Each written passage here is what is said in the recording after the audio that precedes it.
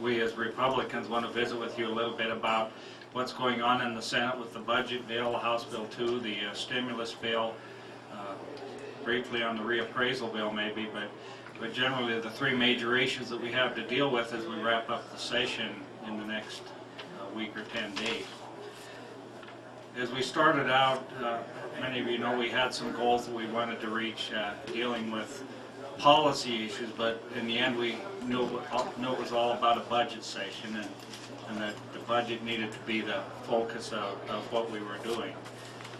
And in that light, the main issue that we have centered around is that we want a budget that is balanced, that our spending and our income are relatively in balance, that it's a sustainable budget as we go in not only through this biennium but into the next biennium. And in light of that, we've done basically three things in the last several days on the main budget bill. The first is an across-the-board 2% cut in those agencies that weren't adjusted in the House and in the subcommittees. The second thing that we've done is we've increased school funding by, on a permanent basis, by 1% in each of the coming years of the biennium, and added to that an additional 2% of one-time money in the stimulus bill. And the third thing is we've increased the eligibility in the children's health insurance program from the 175 where it currently is to 200% of poverty, which we believe is a more affordable level of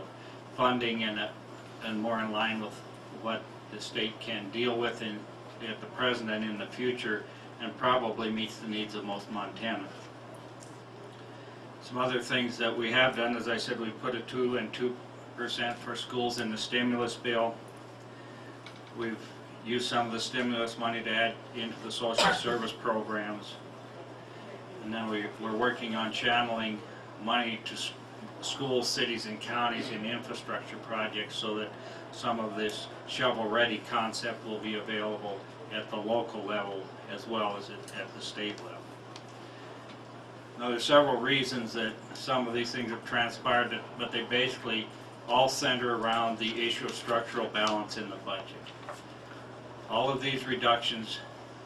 and changes in operations of programs